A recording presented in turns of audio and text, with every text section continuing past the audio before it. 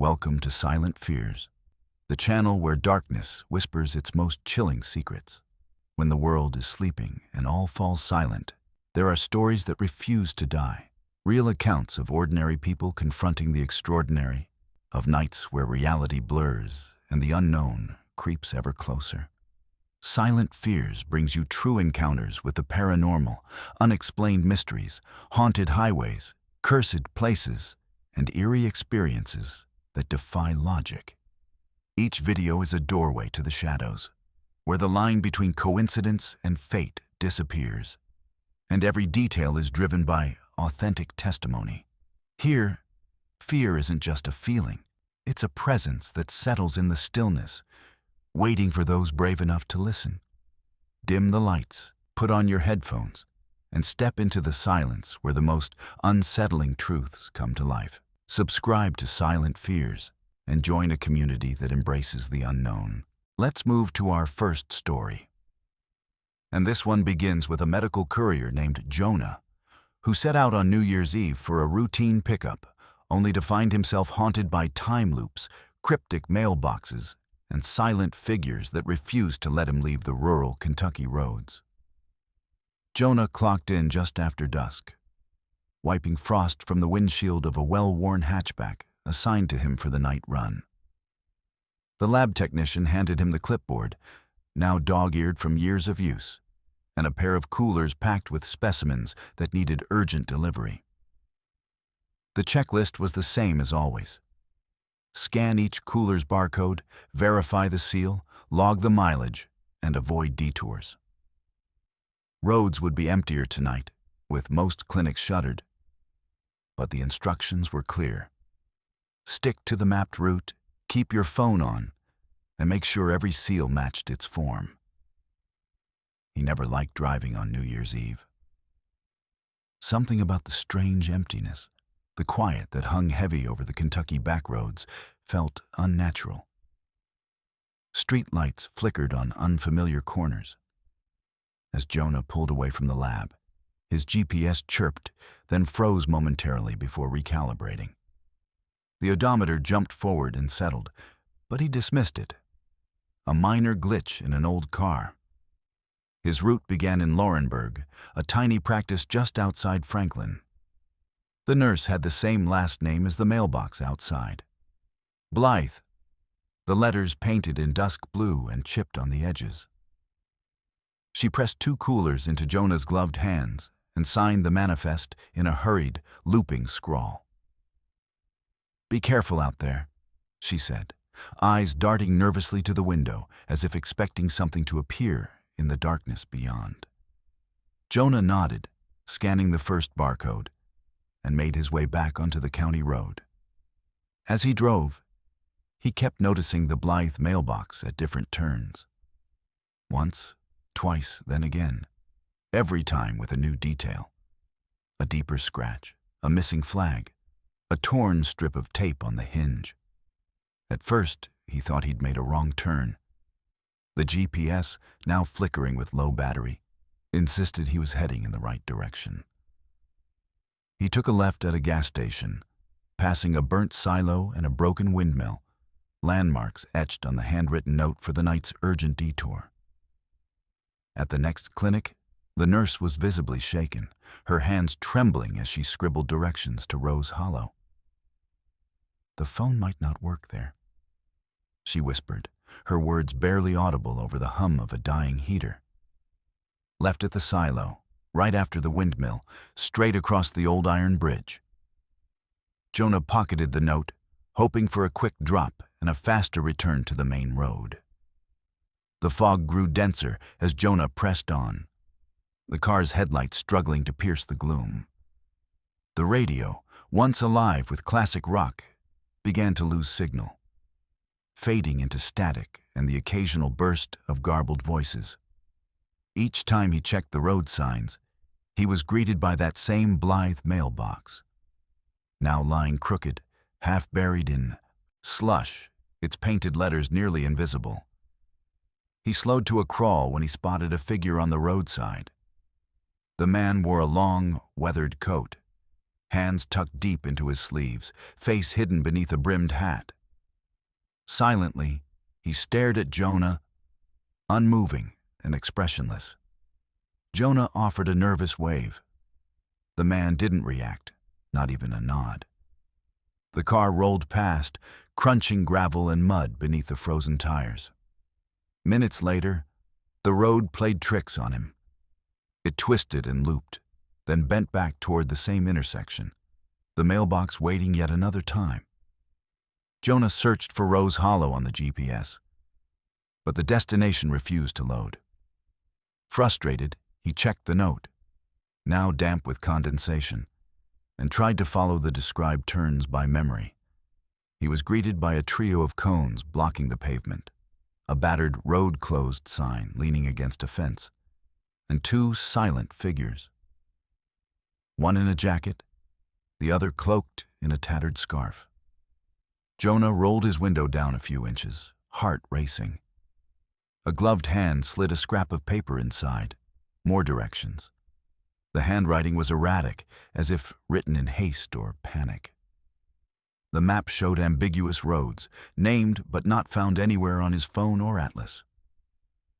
He reversed quickly, hands shaking on the wheel as a figure tapped the door. Muddy prints smeared across the glass. The man stood still, watching as Jonah sped away, headlights bouncing off wet asphalt. The odometer froze midway down the next lane. The clock on the dashboard flicked between midnight and 2 in the morning. The radio sputtered and played a warped recording of Jonah's own voice. "Don't stop. Keep moving." His phone vibrated, then died again, leaving him in complete electronic silence. An empty sheriff's car materialized on the roadside, hazard lights flickering over a pool of ice. Jonah drifted off the main drag, tires crunching gravel. The mailbox appeared again, this time toppled and resting half in the ditch as if placed there deliberately. He stepped out, shivering against the chill, and found a folded note inside. "You're almost out. Don't stop for anyone." The handwriting was rough, the paper mottled and damp. Shivers ran down his spine. Every inch of his body screamed for him to turn back, to abandon the delivery and find safety. Yet the figures grew more plentiful, shadows slinking along the sides of the road, watching in eerie silence. Someone tried the locked door as he fumbled with the keys, coat sleeve brushing glass. Jonah gunned the hatchback toward the ditch, scraping the undercarriage and feeling the jolt as he surged back onto the main highway. The hospital's loading dock glowed in the distance, a welcome beacon against the hostile dark. Jonah pulled in, hands numb and trembling, and scanned the final barcode for the delivery log. He opened the cooler to pass off the last specimen. Atop the sealed package sat a neatly folded note, a simple piece of paper marked with his own name. The Kate's handwriting was uneven, like someone trying to copy his signature but failing. The cooler lock matched. He could swear he'd sealed it himself an hour ago. But the steps felt distant now, almost dreamlike. He stared at the note for a long moment before placing it on the ground and stepping on it, as if by crushing it he could break the cycle.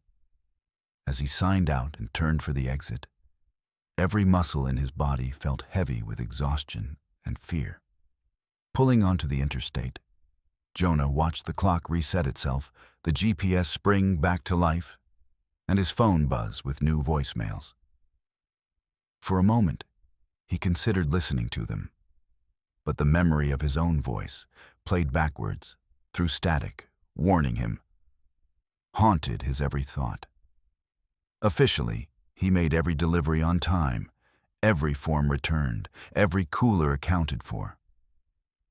But on New Year's Eve, alone on the winding Kentucky back roads, Jonah learned there were some routes mapped out not by GPS or atlas, but by something far older and far more patient. That night, he drove further than any courier ever cared to, and nothing, no landmarks, no notes, not even the endless, haunted mailboxes, could explain how he found his way out. Yet as he turned from the hospital lot, headlights slipping into darkness, Jonah knew the Blythe mailbox and those silent figures would wait for the next lost driver. Caught between time, warnings, and the endless road home. Let's move to our second story. And this one begins with a pizza delivery driver whose final late-night order leads him down an unfamiliar county road, where glancing headlights, cryptic warnings, and a house filled with quiet dread will make him wonder if every door in Brookhaven should stay shut. By the time that winter night rolled around, I'd been a pizza delivery driver for almost a year. In Brookhaven and all the county roads winding away from it, the landscape felt like an old habit, a rhythm that settled into your bones over time. After hundreds of runs, you sort of stopped thinking about each turn, each landmark. That night was especially cold, the kind where the air stung my knuckles on the steering wheel and made the world feel hollow, stripped of warmth and comfort. Things were winding down in the shop. Counters wiped, floors swept, ovens cooling, and I already had one eye on the clock, ready to head home. That was when the ticket printer kicked out one last order. A large pepperoni, paid in cash, address out on a stretch I didn't recognize. I glanced at it a second time, wondering if I'd missed it on earlier shifts. But nothing about it felt familiar. Nobody said anything as I grabbed the insulated bag, but Mason from the make line called out, his voice flatter than usual. "Don't go inside no matter what," Mason said. I stopped, half expecting another one of his sarcastic jokes. But there was no smirk, no punchline, just a heaviness in his words. "What? Just don't?" I asked. He nodded, turning back to the oven, as if his warning was explanation enough. Mason rarely let anything break his stride, but the look he gave me was enough to chill me more than the night air. I shrugged, steeled myself, and headed out to my car. The first leg of the run was pure routine.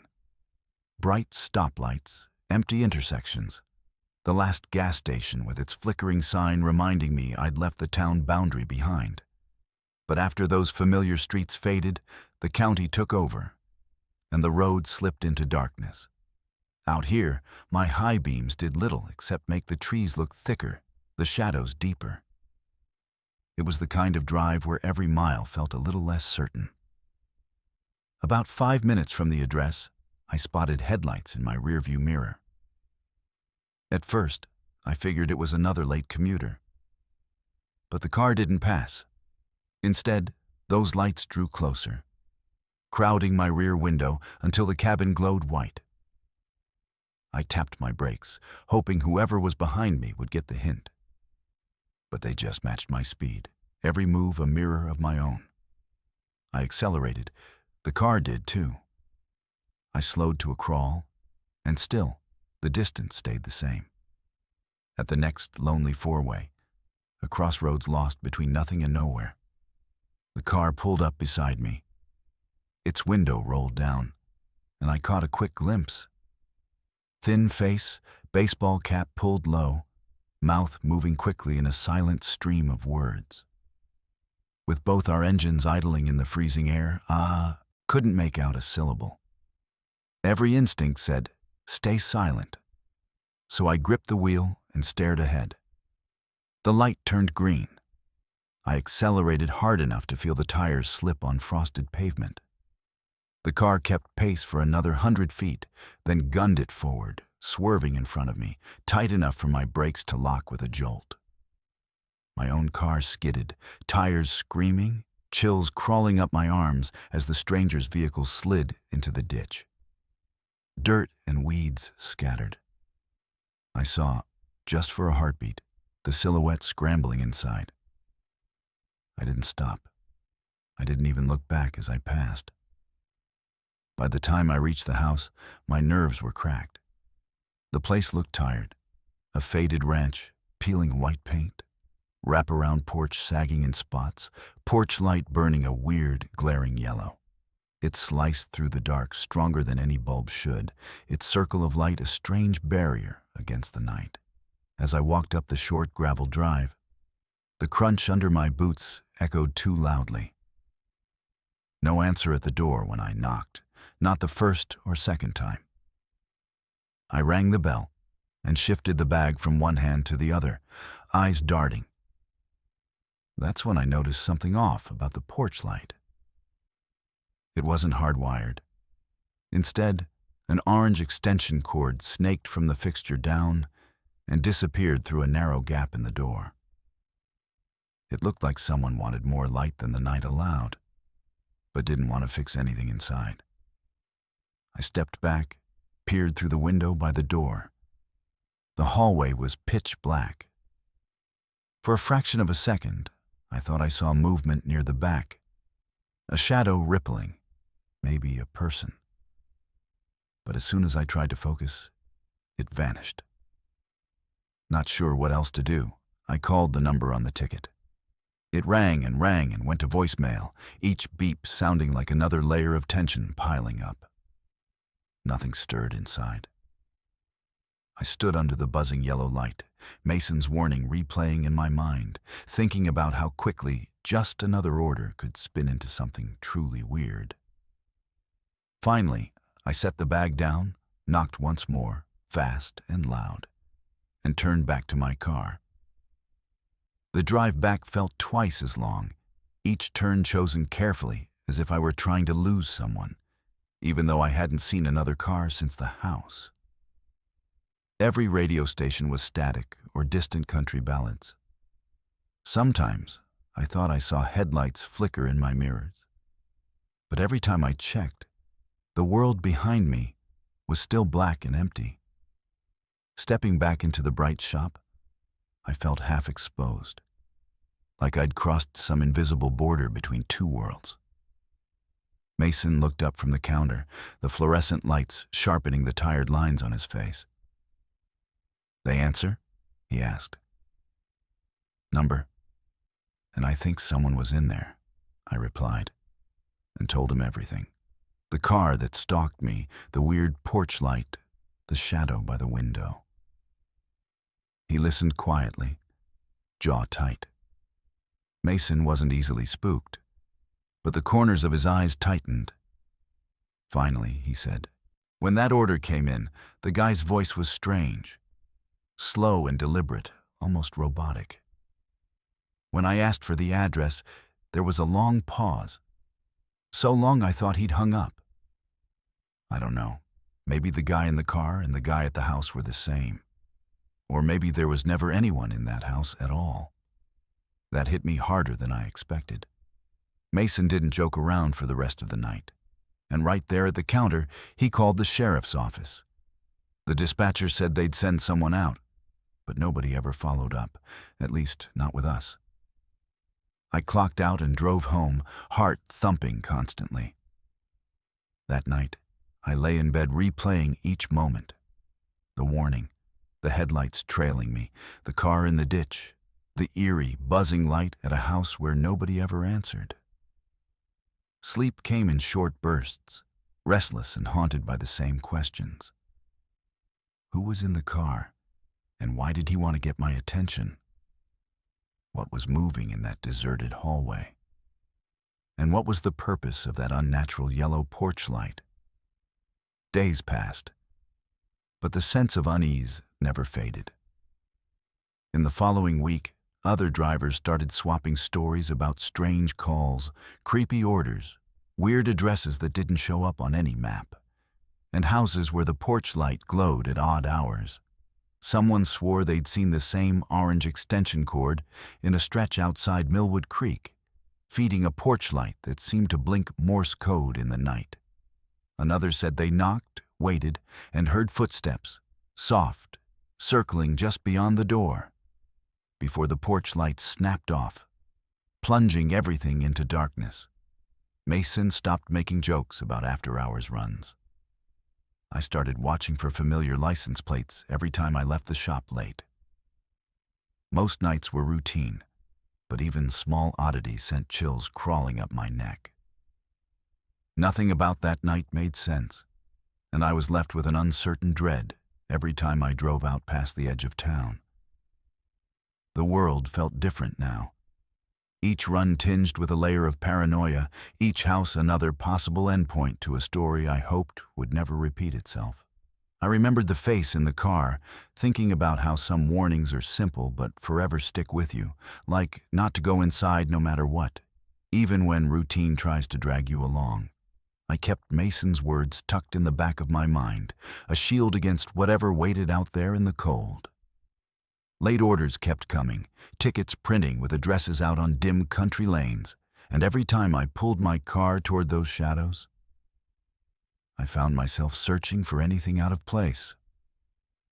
A porch light too bright, an extension cord crawling through the door, or just the echo of headlights in my rear view that refused to disappear. Brookhaven kept its secrets, and so did I. Whatever moved behind those doors, whatever watched from darkened hallways or hid in the narrow band of yellow porch light, it belonged to the night, and I resolved never to look for answers. Deliver the pizza, knock, and keep moving. Sometimes, the only things you can rely on are your instincts, a warning from a friend, and the promise that you'll never go inside, no matter what waits there. Let's move to our third story. And this one begins with a cemetery auditor whose routine survey on a frosty Saturday slowly unravels into a series of shifting names, time anomalies, and a stranger whose presence lingers long after the gates are locked. I'm 34 years old, and for the past few months, my shift has landed on every other Saturday at the old cemetery outside the church. I arrive, sign in at the office, and start my audit. Clipboard, tape measure, and the county GPS puck clipped to my belt.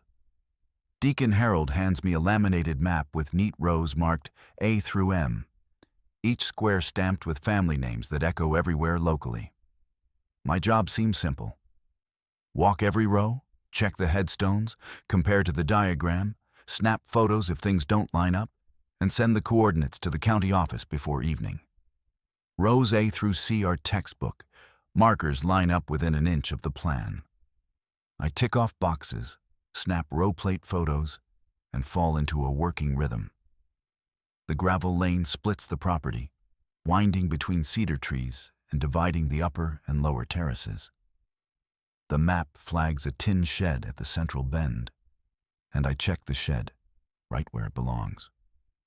Inside are flags, a rusted yard roller, coffee cans sorted by color and handwritten labels, screws, chains, all ordinary enough.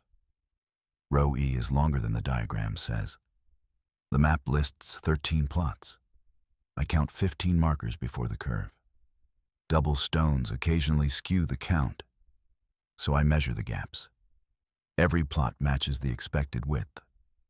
The extra 2 markers have the same unfamiliar name, both on temporary plastic stakes, fresh enough to mean recent burials. I jot down the anomaly, take photos for the record, and move on.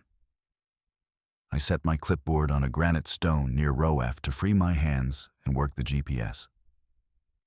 When I reach for the clipboard again, it's no longer sitting as I left it. It has drifted to the base of the marker. I hadn't knocked it, and the pencil remains clipped. Unsettled but assuming I just missed, I put it back on top and continue. By row H, the map and the ground disagree again. The path ought to narrow to a single lane, but here, a full car could pass between the markers. My tape shows 9 feet, not the 4 on paper. 2 extra plots could fit within that gap. I flag the spot and write a note for the county. My tape catches on a metal urn at a stone's corner. I lift the urn to finish the measurement, but when I set it back, it's exactly as it was. Perfectly aligned.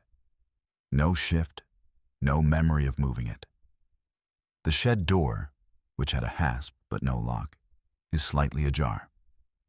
Inside, The coffee cans are now in reverse order. The red-lidded one I'd noticed before now at the start instead of the end. I fix the order and prop the twig in the staple. A gesture for no one but me. Rows J and K are easy, coordinates logging as expected. I find a rhythm, mapping the ground to the diagram, numbers lining up. That's when something shifts. 10 minutes prior, the second stone in from the lane read one name. Now it reads another. My phone's gallery shows the initial marker as I remember, but standing there, the stone now says something else.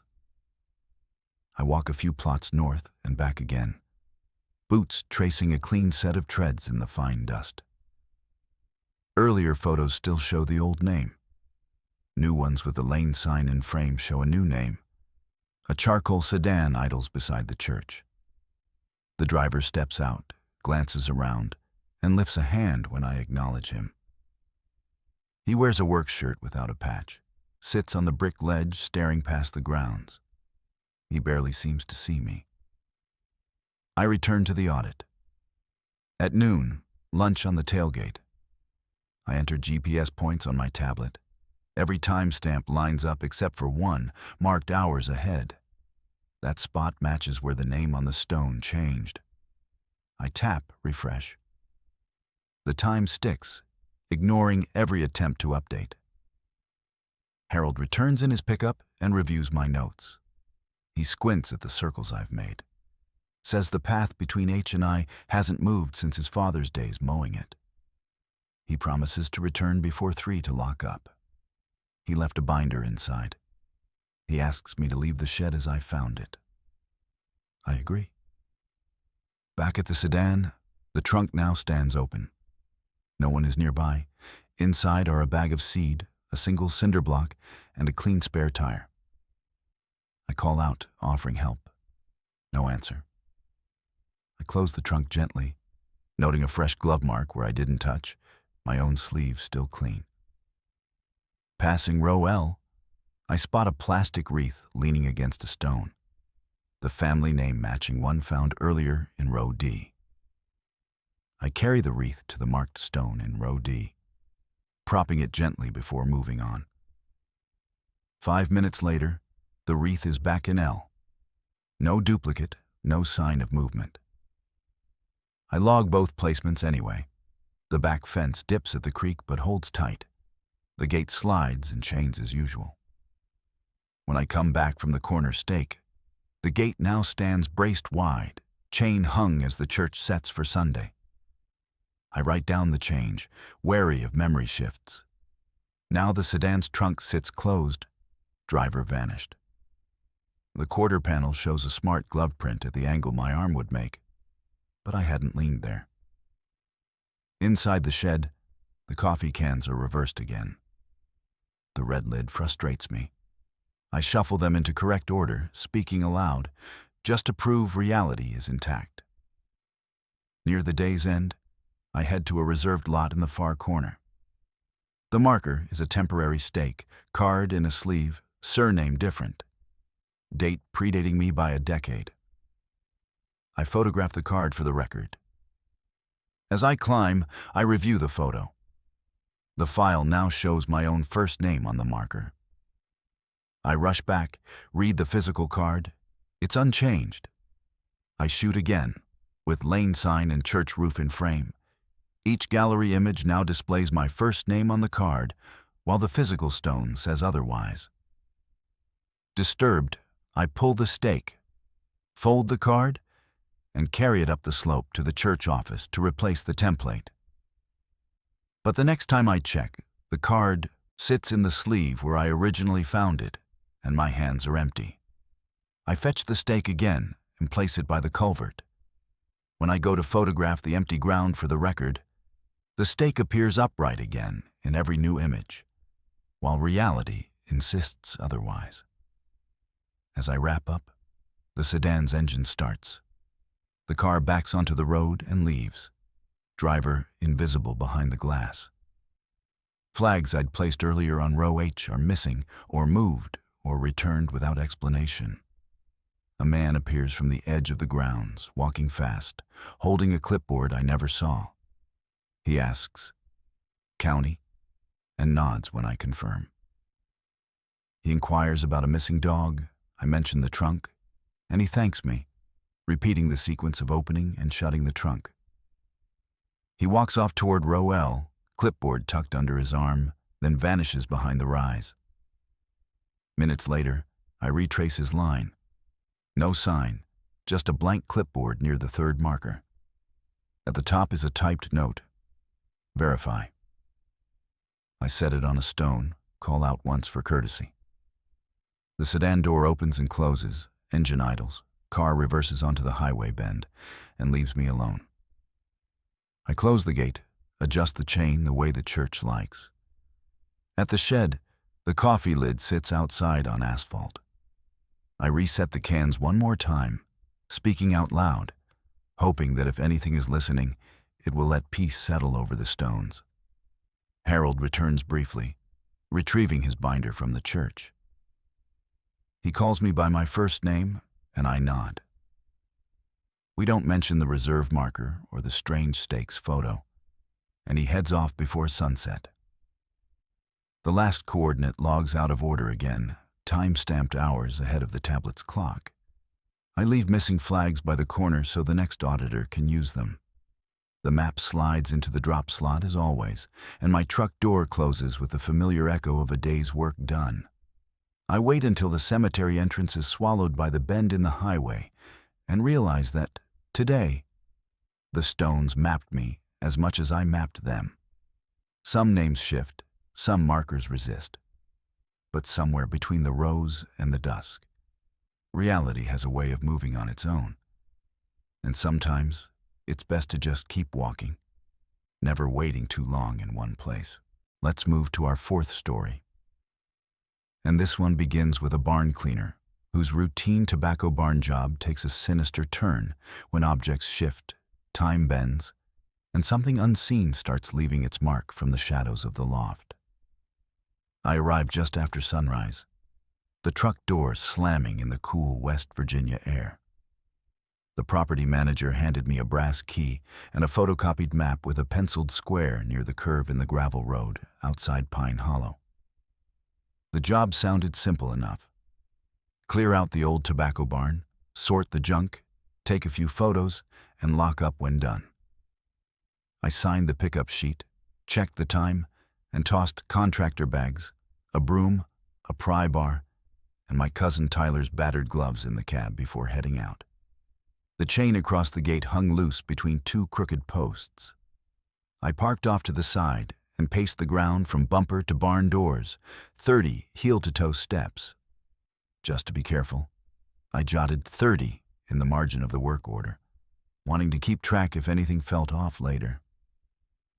The padlock needed 2 twists before it gave. The barn doors groaned through the packed dirt, dragging wide as I stepped inside. Inside, I set my clipboard on an empty feed bin and mapped out my cleanup plan. Rope and cloth in the left bay, trash down the center, metal in the right. Masking tape labels went on 3 contractor bags, block letters big enough to see from anywhere in the room. I took note of the ladder under the loft opening. It seemed sturdy, untouched, so I circled a note. Ladder, intact, no action. I didn't want to mess with anything outside my job. For half an hour, things were straightforward. Fill a bag, haul it to the doorway, carry it to the truck, walk back in the same way. After 5 loads, nothing was out of the ordinary. But on the 6th trip, my clipboard sat on the bottom rung of the ladder. I hadn't put it there. I placed it back on the feed bin, set a coil of wire on top so it couldn't wander, and even wrote it down. Clipboard relocated to ladder rung, unknown. Then I got back to work. 2 trips later, the clipboard lay dead center beneath the loft opening. The coil hadn't budged. This time, I didn't log it. I just told myself I'd been absent-minded and stuck harder to my routine. I began counting paces both ways. 30 out, 26 back, 31 outbound again. I underlined pace count inconsistent in the margin. I remeasured from gate to barn doors, 28, then 30, never a match. Repeat counts vary, cause unknown, I wrote, and focused on not letting it slow me down. Determined not to lose track, I chalk-marked the floor. Small X's under every object before moving it, a second line once I'd finished. That way, if anything returned, I'd know. Near the rear wall, shifting a crate revealed 3 sealed envelopes taped beneath. I set them aside with the pry bar so they wouldn't slide, meaning to save them for the manager. Returning from the truck, the pry bar was where I'd left it, but the envelopes were gone. Trash? Metal pile? I checked. Nothing. On a hunch, I headed to the truck. The 3 envelopes stood upright on the tailgate, neatly posed. I locked them in the glove box. Back inside, the ladder now stood upright by the loft opening.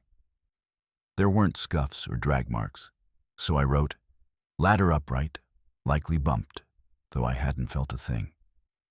Minutes later, Tyler's gloves vanished off the feed bin while I was testing a rusty tin.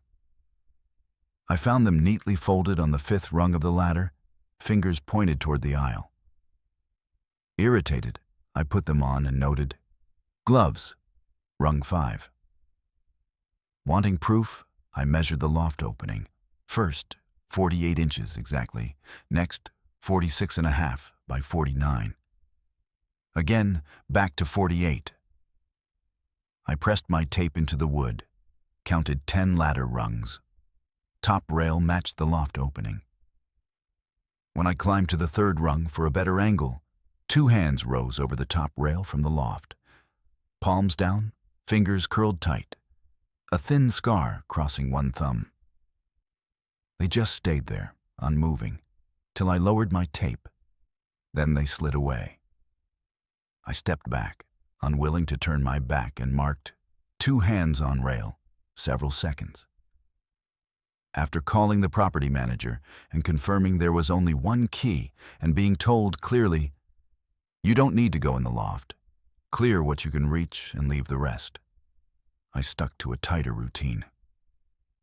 Tallies went in a rectangle, photos snapped from the same floor spot, chalk marks for every batch of 5 pieces. Still, the tallies vanished between trips. Photos returned with timestamps from the future or 40 minutes back. My phone clock kept shifting. I finally stopped trying pictures and just focused on the job. In the tool room, I found a coil of baling wire, carried it to the doorway, and returned to find it still on the shelf. I brought out the second one. Now I had 2 identical coils. I tied them together and wrote, "Duplicate coil appear." Chalk marks changed again. Extra X's in places I hadn't made. Some shifted, some rotated. One crate's diagonal line reversed like it spun on its own, but the floor showed no scratch. Sometimes I'd mark an X. Only the original diagonal would remain later. Outside for a breather, I ate a granola bar at the tailgate. Tyler messaged that he might swing by. I told him to wait at the gate. I timed 2 minutes on my watch. When I flipped my phone, there was a missed call that hadn't happened yet, and a blank black photo I'd never taken. I deleted it. Focused on finishing, I started moving everything that wouldn't stay put closer to the door. I set the broom at the threshold, only to find it upright under the loft opening the next time I looked. It wouldn't balance if I stood there. But if I left and turned my back, somehow it managed. I set my phone to record, walked out to the truck, counting 15 steps out, 22 back. Tyler's truck was at the gate, and when I blinked, he was leaning on his own tailgate. No fresh tracks between. My phone only recorded a still image of the broom on the floor, time-stamped 2 minutes ahead. It was upright again until I picked up the phone. Then it fell. That was enough. One more measurement. If it shifted again, I'd call it a day. Loft opening was back to 48 by 48. Ladder rails 2 inches thick, 10 rungs. I moved it between 2 chalk outlines, waited, didn't see it shift. But now 4 fingertip-shaped scuffs dotted the top rail. I grabbed my last trash bag, sensed something wrong, and opened it. Inside were Tyler's gloves. Yet I was already wearing Tyler's gloves. Both pairs had matching scuffs and stitched initials. I locked one pair in the truck. Returning, every chalk line I'd made had been swept into a perfect rectangle by the feed bin. The extra coil was back in the tool room, as if it had never left. Tyler called over the gate saying he'd be late to help. I told him 20 minutes. Looked up, and there he was already leaning on my tailgate, studying the map in my truck, even though the passenger side was closed. I swept one last path to the doors by hand brush. The clipboard was gone, now sitting on the 5th ladder rung, exact spot as the gloves. I slid it under my arm and lifted the ladder, setting it where I'd planned. 2 hands appeared again over the top rail, palms flat now, no wrists, no arms, steady shape, unmoving. They lingered until I paused, then disappeared. By then, every nerve felt raw. I finished up, checked left bay cleared, right bay stacked, center aisle open. The chalk rectangle boxed the spot where the tallies used to be. Clipboard stayed under my arm. Outside, the chain on the gate was hooked differently than when I arrived. I looped it the way it should be. Tyler asked. "Need help?" I said. "I'm done." Closed the barn doors, locked them, tugged once to be sure, walked straight out to the truck. I dropped the brass key in the office box and left Pine Hollow behind. As the barn faded in my rear view, I kept glancing back, half expecting something to shift just one more time. The ladder to stand, the broom to balance, or those hands to slip down from the loft again. And if anyone asks, that's why I'll never take another job cleaning an old barn, especially not in Pine Hollow. Let's move to our 5th story. And this one begins with an overnight courier whose familiar Kentucky route unravels into a repeating maze of midnight crossings, mysterious figures, and a creeping doubt he'll ever finish his run. Most Friday nights, I drive the overnight courier route through central Kentucky. My job never changes. Pick up sealed totes in Lexington, then run the circuit through farm supply out by Versailles, clinic drop in Midway, document tub for the courthouse, scan in at Harrodsburg, and on toward Salvisa before turning back to the interstate.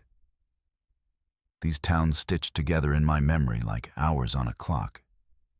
And after a year, I barely glance at the GPS. Everything's mapped deep inside my bones. The winding roads, the warped fences along the fields, each distant porch light. On this particular Friday, everything felt normal until the sky settled into inky blue over the empty gravel roads. I drove south, listening to the rhythm of my own engine, a broken tune coming from an old country radio station. Manifest clipped to the dash, scanner perched on the passenger seat, van loaded with envelopes, every barcode waiting for its beep. Routine is a comfort. Just after mile marker 27, I rounded a curve toward the farm supply. That's when I saw him, standing alone on the shoulder, beneath a flickering street lamp with no car, no bike, not even a flashlight. His plaid shirt hung open over a faded tee. His hands dangled at his sides. He didn't move, didn't wave, just stared like he was waiting for something. I rolled past, eyes steady on the road. By the time I looked in the mirror, he was gone. Just the white line, old posts, and the empty gravel ditch. 10 minutes later, my fuel light ticked on.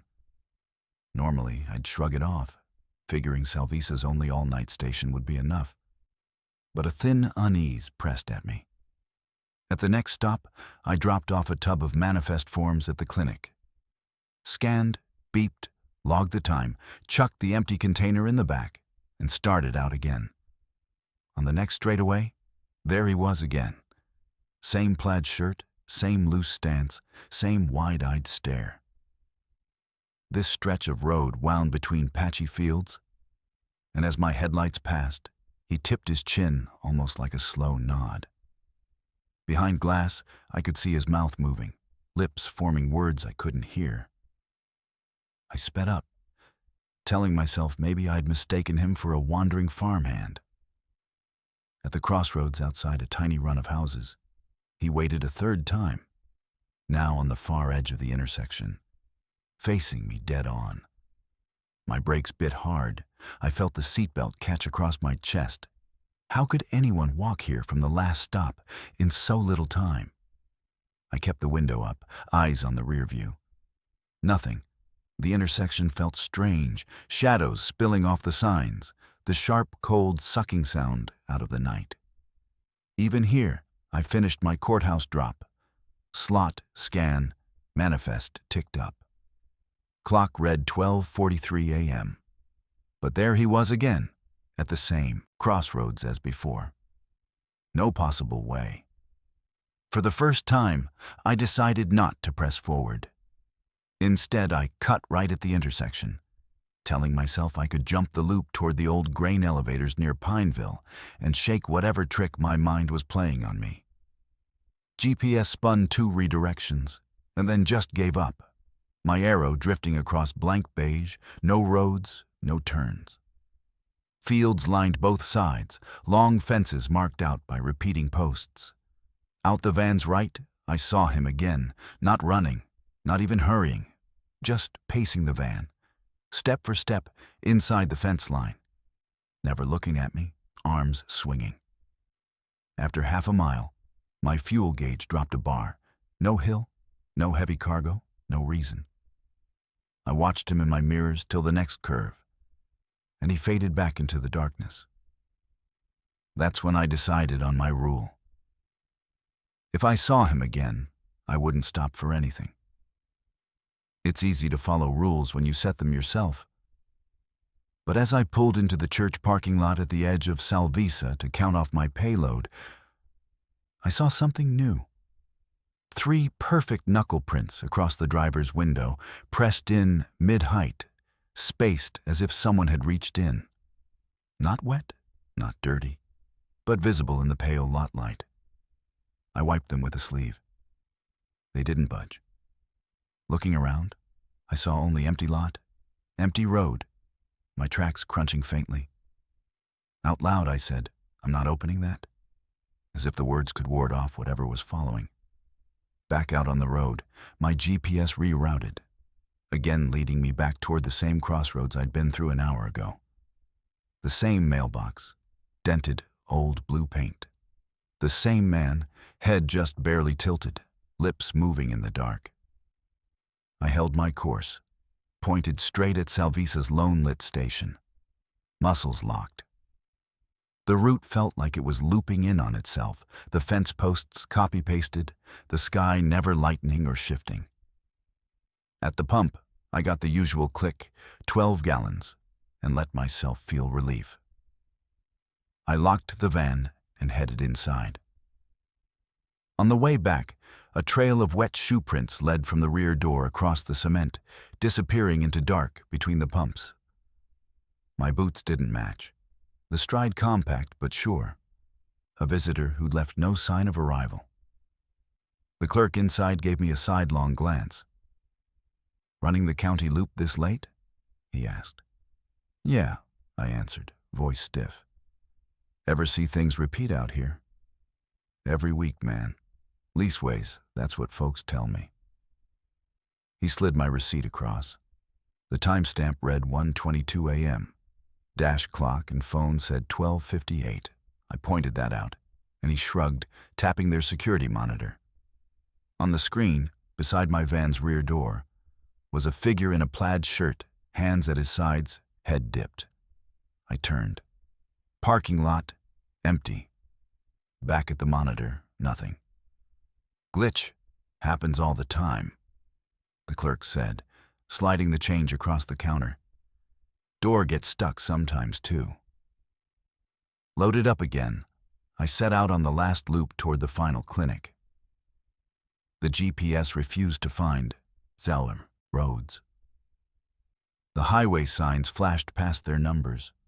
The barns along the route seemed set and reset, one side always caved in, faded boards gleaming in brights. 7 minutes out, the same barn appeared a second time, no turns, no crossings.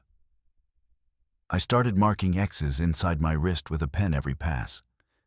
3 X's before I hit another station, the pump refusing my card till I backed up and snapped it in again. Feeling worn thin, I called state troopers on the hands-free. First call dropped with no log. The second connected. Voice told me, "Location doesn't match any tower. Give me landmarks." I saw an old mailbox, blue, dented, barn with side down, gas station near scenic road sign. "Don't stop for anyone," came the reply, serious and sharp. I promised I wouldn't. "Back out." The pacing figure returned on the straightaway, now inside the nearest field. I cracked the passenger window a couple of inches, called out, "Need help?" He didn't look. I tried again. "Want me to call someone?" He kept matching every pitch and turn of the van, but never answered, eyes on the ground ahead. Next drop was a vet clinic. Envelope through the slot, scan, photo for record. Timestamp, 4 minutes ahead of dash clock. The glass door was propped open a few inches, though I was sure it was latched before. I closed it, checked the handle, and felt the air shift. Somehow, the photo time now matched my dashboard again. By now, I'd had enough. Tried to exit, cut for the interstate ramp, but it snaked past that same crossroads again. The signs blurred, but the man in the plaid shirt stood dead center on the yellow line. I slowed, rolled the window slightly. "Move," I said, as steady as I could. He didn't move, just replied, "You're late." Voice flat like marking roll. "For what?" I asked. "You missed." "Missed what?" "Left." His chin tilted toward a county road, half lost in shadow. From the way the fields bent, I knew it was the same lane I'd avoided all night. I hesitated, then pulled left. The gravel popped under my tires, numbers on the old gates shuffling, trip meter blinking backward once. The scanner pinged twice on its own. Delivered 1. Then delivered 0. I checked every tote. All were sealed. Nothing missing. Ahead was the same barn, side crumbling, third time tonight. Past the field entrance, he reappeared. Same shirt, same motionless stance, same tiny shift in his hands. I got out, breath coming cold. "Where are you trying to go?" "I'll get you a deputy," I said. "You're late." "Then tell me where I missed."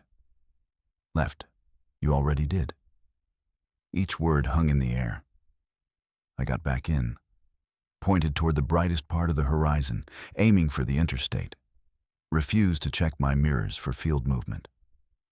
As the van sped up, the GPS finally flickered alive, showing nothing but my little arrow floating through blank space.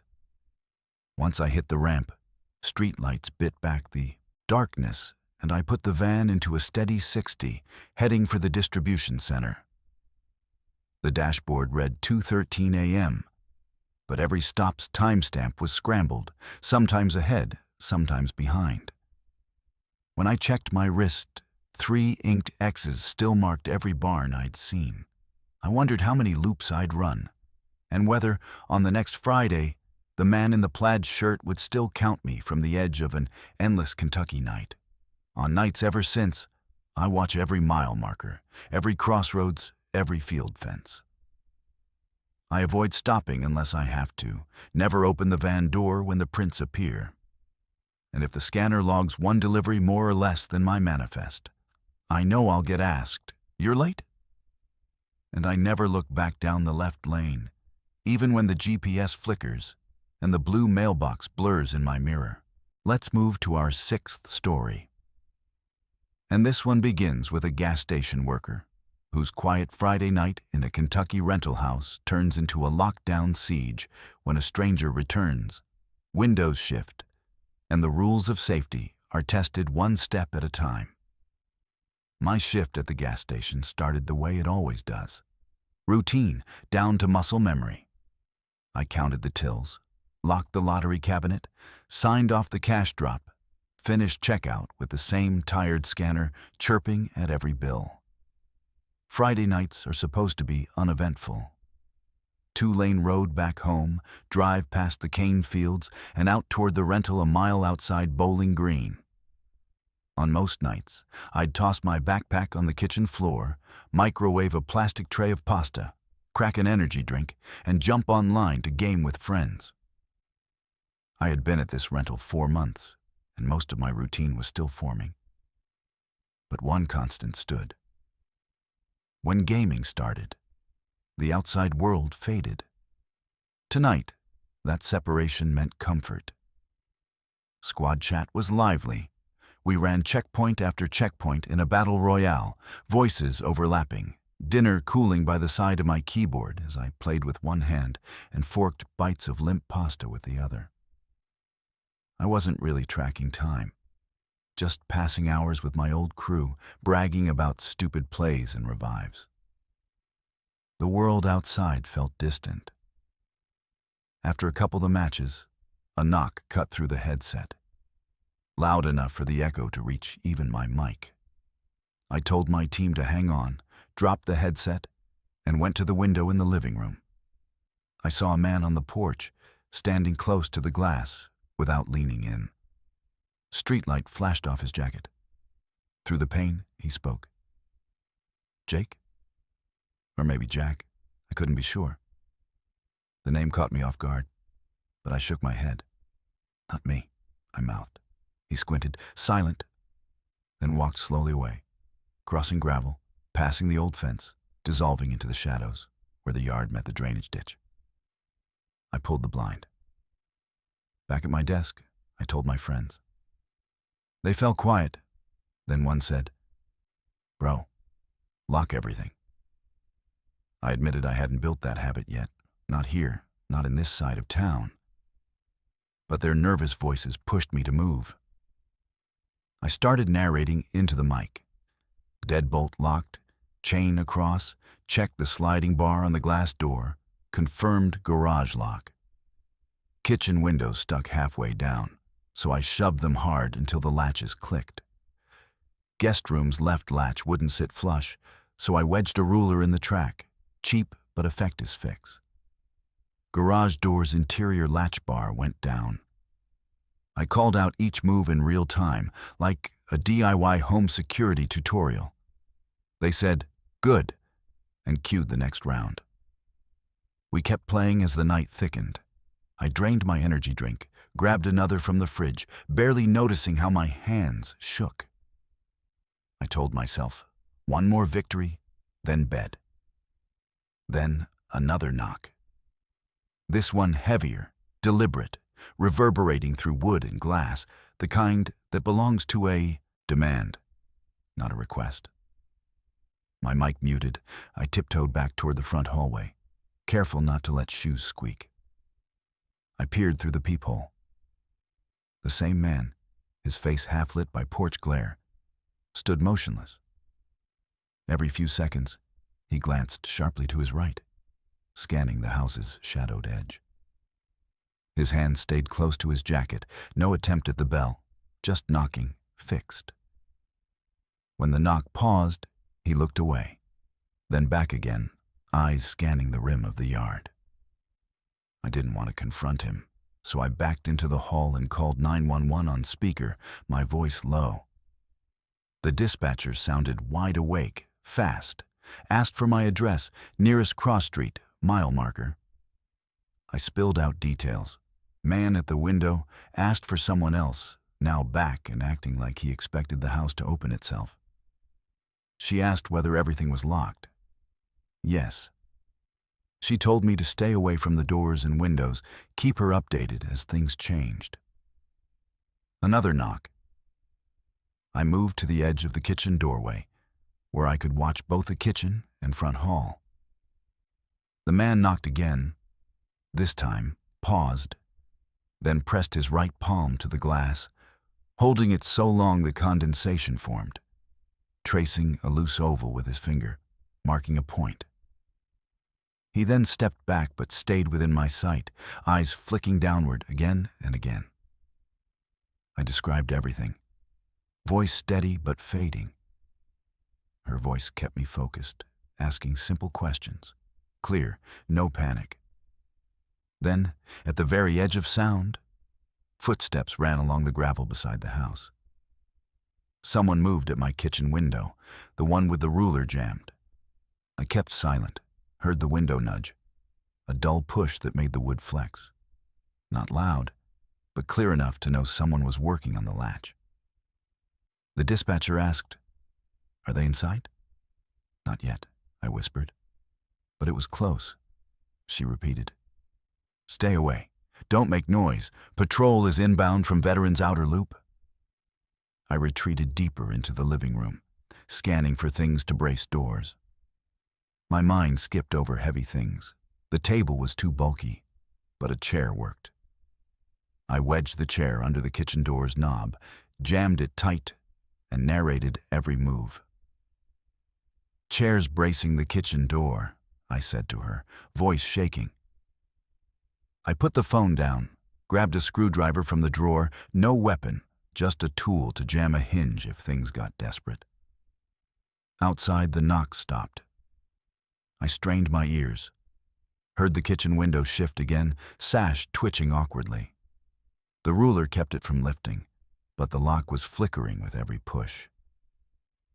"They're working the side window," I told her, nearly whispering. "Stay clear. Patrol car should arrive any minute," came her answer, crisp as ever. A shadow crossed the bottom window frame, a shape moving slow, tool in hand, trying to work the lock without making noise. The man at the front door pressed his palm flat again, then snapped his head sharply to the side as if receiving a silent signal. For one tense moment, both front and side attackers tried together. The kitchen window flexed, the knob rocked, but nothing gave. Suddenly, both retreated.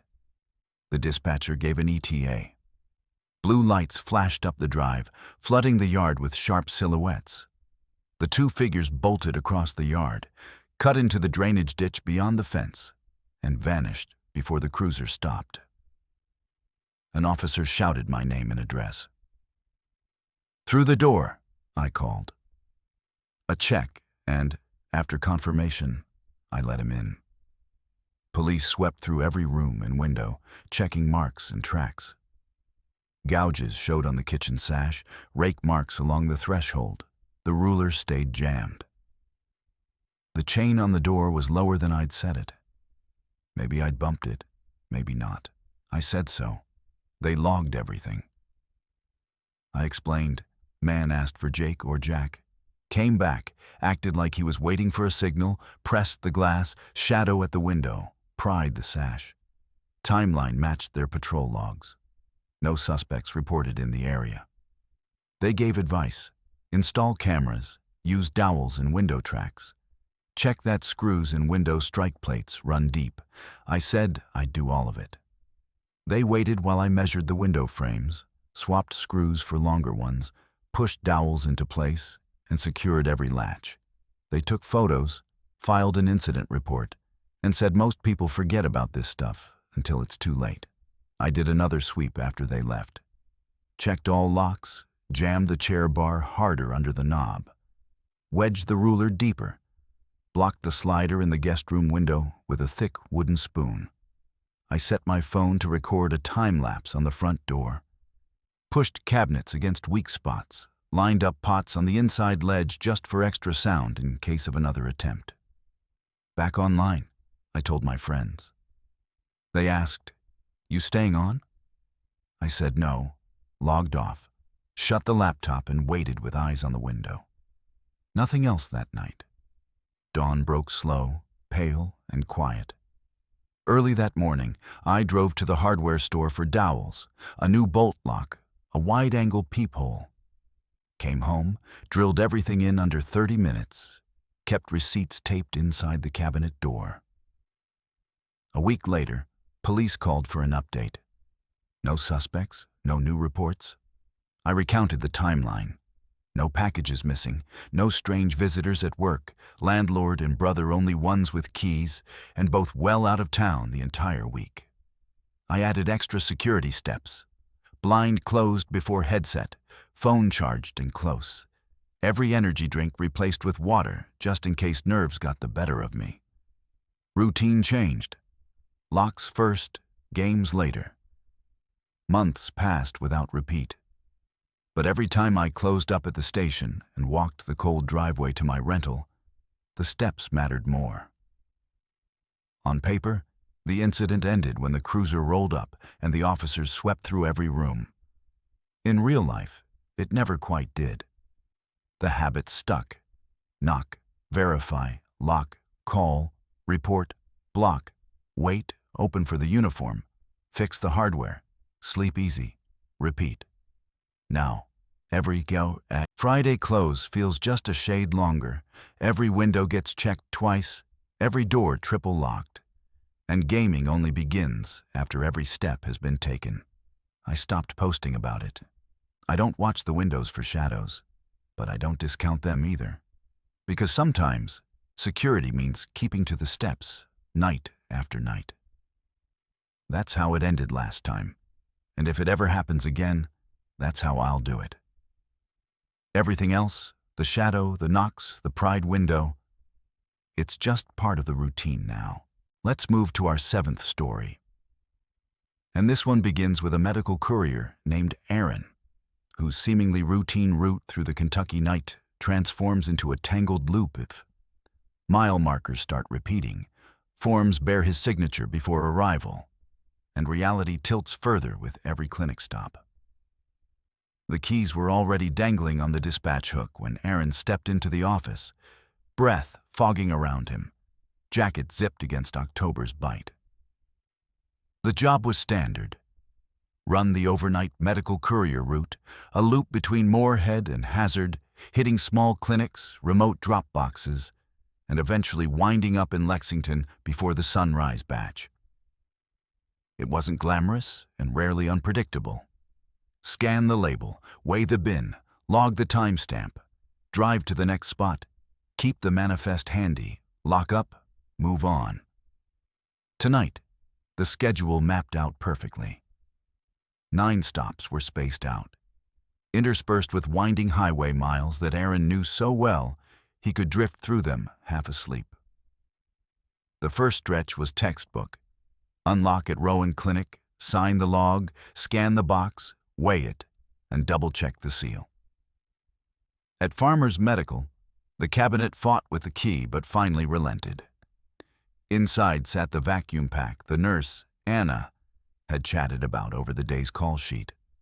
West Liberty's cooler had a tape corner peeled away, which Aaron tucked back into place, remembering to jot a quick note for Brian, the receiving lab tech. The manifest hung from the steering wheel, every detail tracked. Aaron's watch, synced to the lab's server time, was for precision to the second. His manager, Tyler, was obsessed with matching real-time stamps to the courier app. Routine was everything, but weirdness started small on KY519, as it always does. Aaron passed mile marker 27, then mile marker 28, then 27 again. He blinked. The odometer showed nothing unusual.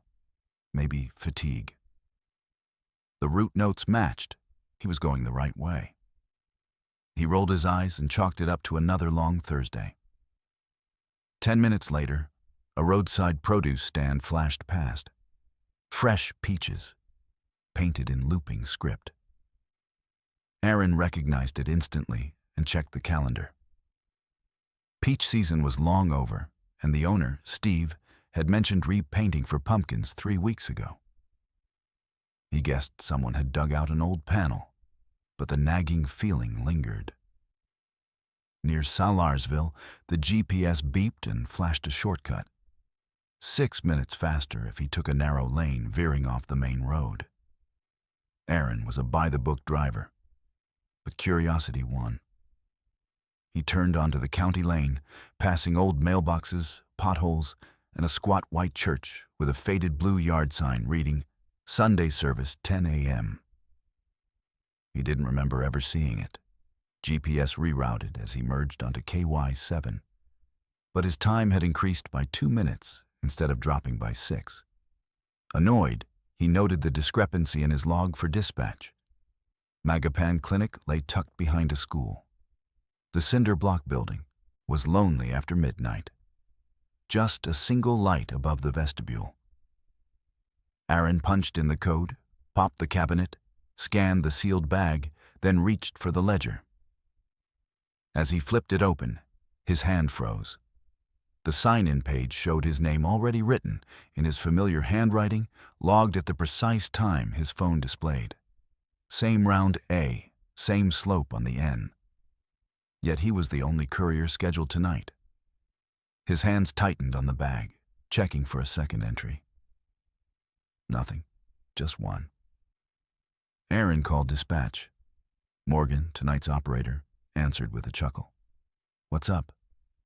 "Magapan's log already has my name, same handwriting and time.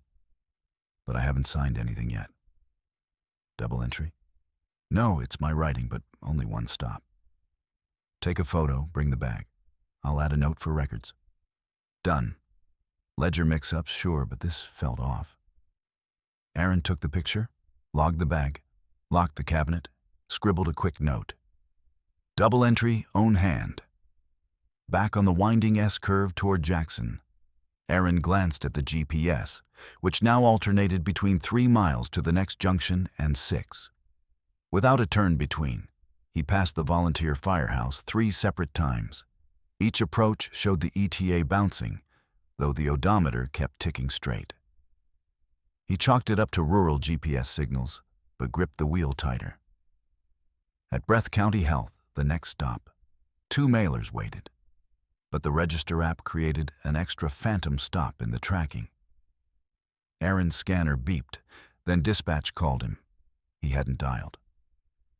"System had you take a side road earlier. We're seeing a split here, showing Breath twice." "It's a glitch, only dropped at clinic." He signed the ledger, only his name. Every cooler was sealed, ice packets solid, and his extra stat note was logged for Tyler at the lab. Between Jackson and Hazard, the same billboard appeared, big and blue, pushing the old mining museum. On the second pass, a corner of the sign was missing, letters torn, as if battered by a storm. But Aaron was sure it hadn't rained all week. Hazard Clinic normally solved every mystery by sheer routine, the staff always on hand, cabinets always locked. But tonight, the bin was open. The cooler rested empty, and 2 pickup slips dangled from the handle. One slip read, "Return to lab." The other, "Already picked up." The scanner buzzed an error on duplicate tracking, yet Aaron's count remained right, and nothing matched the phantom cooler code on his manifest. Morgan patched Tyler into the call. "Hazard's log says you scanned an empty cooler at 22:14 and returned it already. System shows passive scan, but cooler not on van," Tyler reported. Aaron replied, "I marked exception." Moving on. Stopping at a gas station, Aaron grabbed tape for a weak box. Clerk Greg rang him up, but the receipt timestamp was an hour ahead of Aaron's watch. Greg shrugged.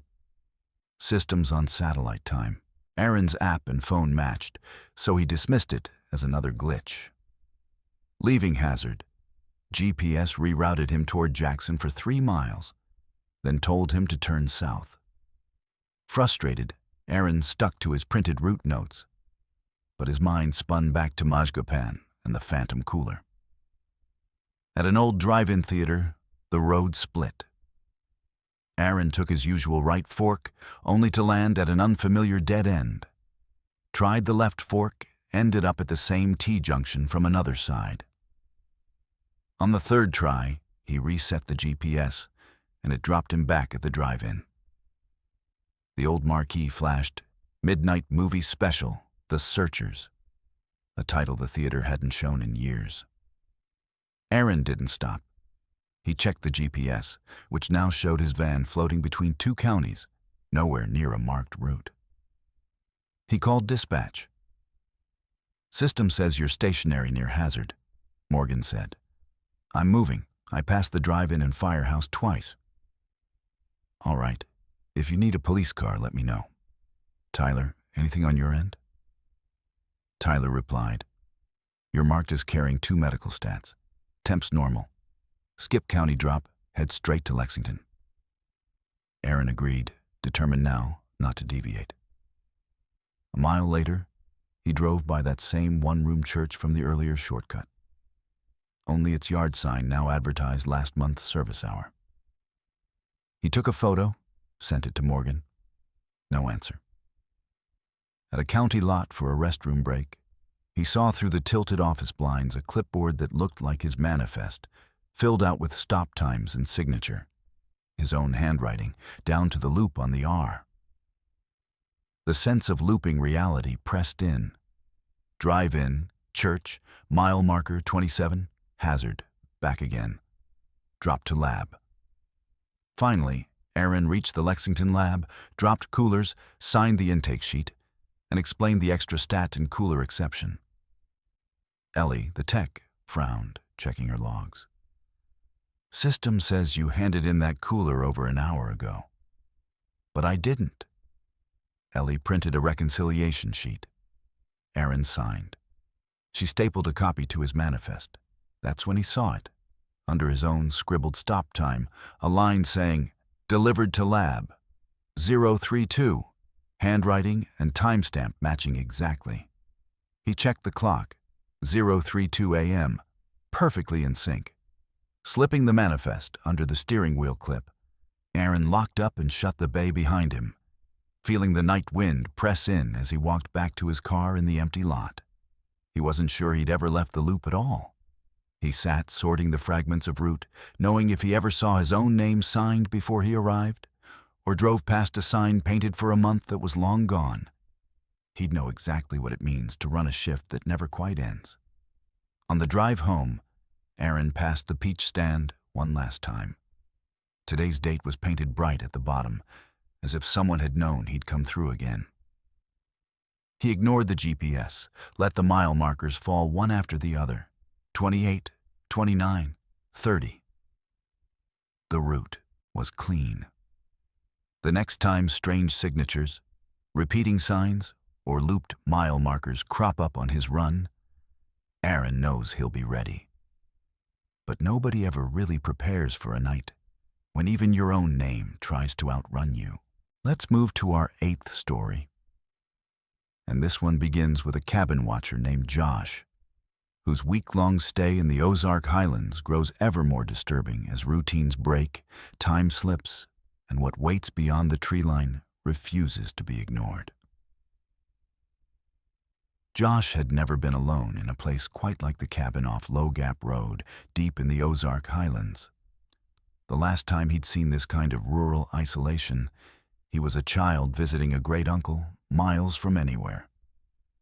Now, years later, his cousin's childhood friend Evan had handed him a set of keys and a rumpled piece of paper with instructions. Check the mail, water the tomatoes if it doesn't rain, feed the barn cats twice a day. Josh agreed. He needed quiet as he finished up a freelance project, and the rent was free. But before Evan left for his contract job out west, he added one more rule that stuck in Josh's mind more than any chore. Don't go past the tree line after dark. If anyone knocks on the back door at night, don't open it. Evan's face had lost its usual humor, and something behind those words stuck with Josh as he loaded his bags into his old truck, a growing unease sitting in his chest. Monday, Josh drove up the gravel barbed wire entrance by the leaning cedar posts, tires crunching over stone. He didn't see the cabin until turning off the main road, passing a gateway flanked by rusted hinges and a faded paint mark. As a welcome, the 2 barn cats greeted him immediately, circling his boots as he poured out kibble into battered metal bowls. The place felt more empty than cozy. 2 little bedrooms with faded curtains, an old green sofa, and a narrow kitchen with a window looking out over the woods. Josh kept his duffel by the door, expecting to move between cabin and truck often. That first evening, he locked the gate with the chain Evan showed him, checked both deadbolts, and slept with the keys in his pocket. He woke just before dawn, listening for the normal sounds: bugs, maybe a fox, the cats at the porch. By daylight, Josh had made a habit of counting steps between landmarks. 53 between porch and mailbox, 40 to the barn. He scribbled the figures on the back of Evan's note. When he brought the cat bowls in after dinner, he stacked them small inside big, idly noting their shape. By morning, the bowls were reversed. Big inside small. It nagged at him, though he didn't say anything out loud. That Tuesday, the mailbox was propped open to the second hinge, not the third where he'd left it. Inside sat a circular about burn permits, postmarked with Tuesday's date, but an unfamiliar county seal. He set the circular beside Evan's note. That night, the chain on the gate felt shorter, 1 link less, and feeding the cats, he counted 48 steps to the barn, though he'd done 40 every time before. He walked it again slowly, careful to track each footfall. 48 every time. Wednesday was errands in Marsden. The truck's dashboard said he left at 2:15. His phone insisted it was 2:41. Back by dusk, he synced them both to 2:30, only to find the dashboard drifting back to 2:33. Something about the dissonance unsettled him. So he started tracking the time on phone, dashboard, the stove clock, and the old wall clock twice a day. At bedtime, Josh was jolted awake by the feeling of someone brushing his shoulder. The keys were still in his pocket, the list face down on the table. Every window, every lock was secure. He moved through the rooms, touching each bolt and knob with the back of his hand. By Thursday morning, barefoot prints were visible in the soft dirt by the back steps. Josh frowned. These weren't a child's, but they were much smaller than his own, and stopped abruptly at the second riser, almost as if whoever had made them had been lifted away. He measured the stride by hand, marked it in his notebook. That evening, he fed the cats early, moved the bowls inside, wedged a chair under the back doorknob, and pressed hard against the deadbolt until the frame seemed to hum with tension. Midnight brought knocking at the back.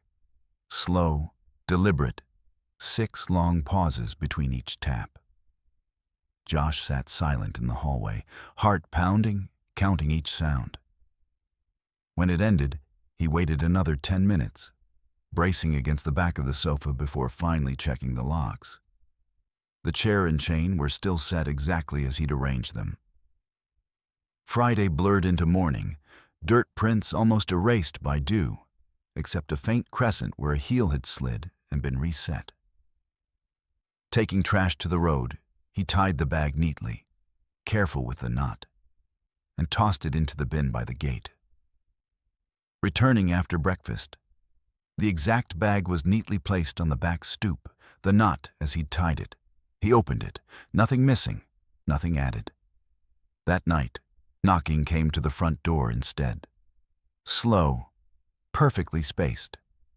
Josh stayed in the hallway, listening until the silence returned. Saturday's mailbox brimmed with circulars, all dated months earlier, talking of planned closures for streets that didn't even exist locally. He sorted them by postmark, running a timer on his phone, then tested it against the stove and truck clocks. Each finished at a different second. He reset, logged the differences, but found no explanation. On Sunday, he tried to restore normalcy, washing the bowls, folding Evan's towels, feeding the cats before dawn. He dropped the trash bag in the bin under the table, setting a concrete block atop it this time. That night, the cats were missing at feeding time. Josh waited by the barn, counting aloud. On 36, both appeared, already eating from their bowls. That night, Josh didn't sleep. He stood in the hallway between the front and back doors. The knocks started, first at the front, 6 slow, spaced taps. Then the back, same rhythm. When both stopped, Josh, hand shaking, looked through the back window. A shadowy figure stood at the tree line, perfectly still, feet together, never moving. Josh clutched the keys.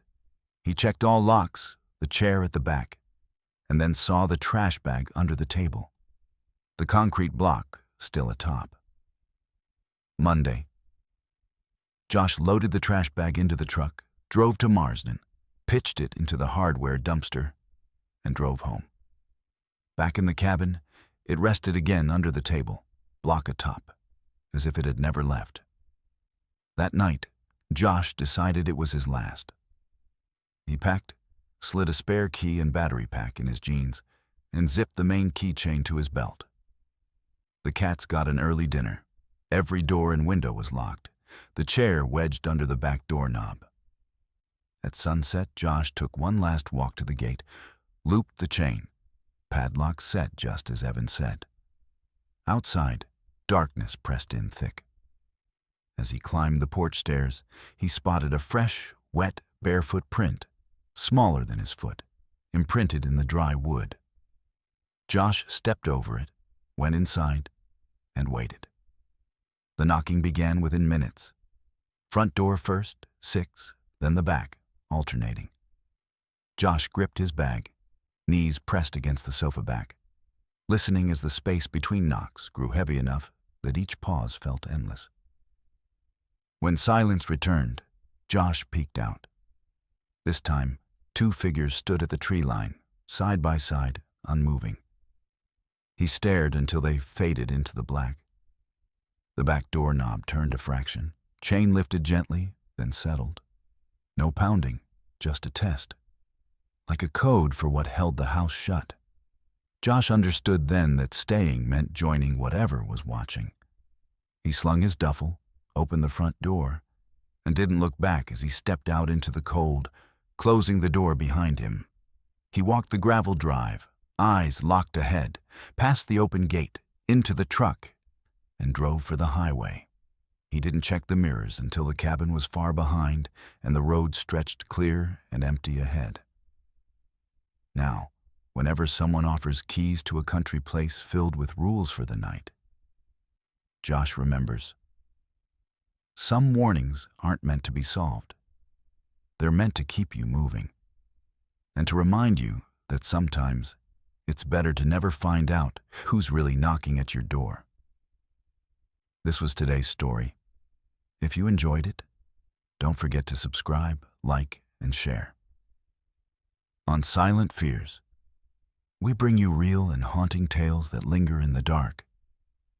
Until the next chilling story, keep the lights on, because the next fear might be yours.